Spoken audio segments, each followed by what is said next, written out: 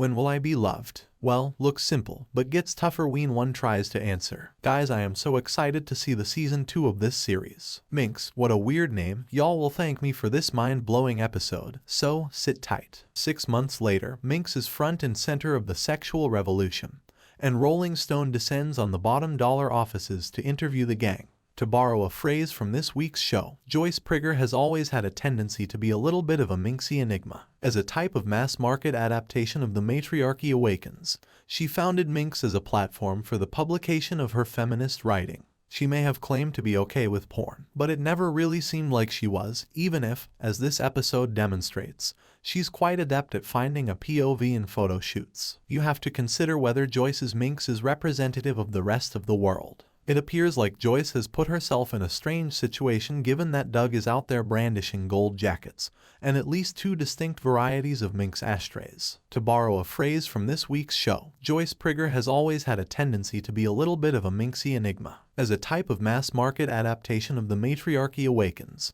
she founded Minx as a platform for the publication of her feminist writing. She may have claimed to be okay with porn, but it never really seemed like she was, even if, as this episode demonstrates, she's quite adept at finding a POV in photo shoots. You have to consider whether Joyce's Minx is representative of the rest of the world. It appears like Joyce has put herself in a strange situation given that Doug is out there brandishing gold jackets, and at least 2 distinct varieties of Minx ashtrays. That's difficult as well because Joyce Prigger is a control freak of the highest caliber. For example, in this week's episode of It's Okay to Like It, Joyce is doing everything she can to avoid a Rolling Stone writer who wants to overthrow the government. At this point, Minx is roughly 7 months into her meteoric popularity. He wants to write a novel that celebrates and explores her vision, but she is, in his words, gripping onto the wheel so tightly her fingers are going to break. In an effort to evade Annie Leibovitz, she hurries around the office and offers him a sheaf of pre-written answers to queries that every hack reporter has already tried.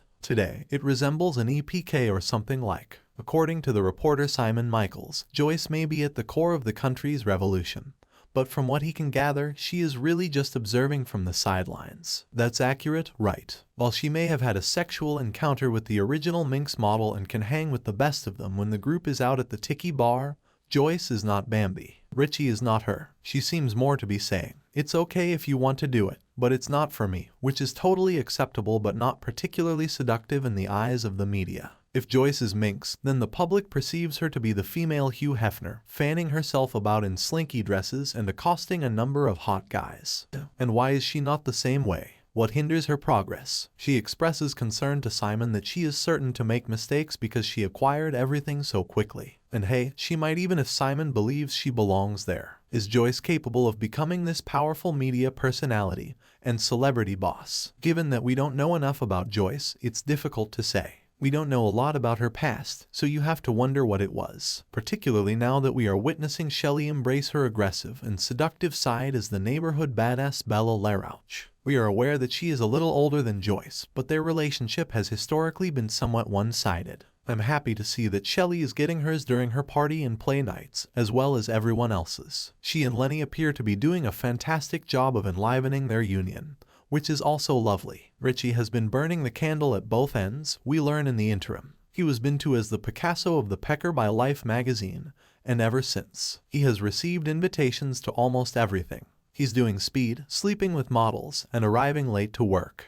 When Elvis dragged her out of the crowd in 7th grade, Bambi tells him straight out that her life got quite wild, but that she's now learnt that you have to look after yourself first. But it doesn't appear like Constance is caring for Richie, so I hope someone is. She informs Joyce that it's inappropriate for the centerfold of that month's issue to only show 2 men because I don't want to lose sight of our audience, which is code for this looks too gay. According to her, there is a whisper campaign that claims that a sizable amount of the magazine's audience is gay and that this demographic doesn't really fit with what marketers are looking to purchase, which is access to young, successful women. Today's perspective makes it clear that this is a crude and overly general statement. Let's hope it doesn't turn into a recurring storyline later on in the season. Additionally, Constance isn't actually protecting Doug. If she is, he doesn't really like the way she's doing it. She turns off Kung Fu Cuties, Beyond, and Feet just as he is about to solidify Beyond, making it the first magazine in space. She claims that the ceiling is too low for that particular specialized content,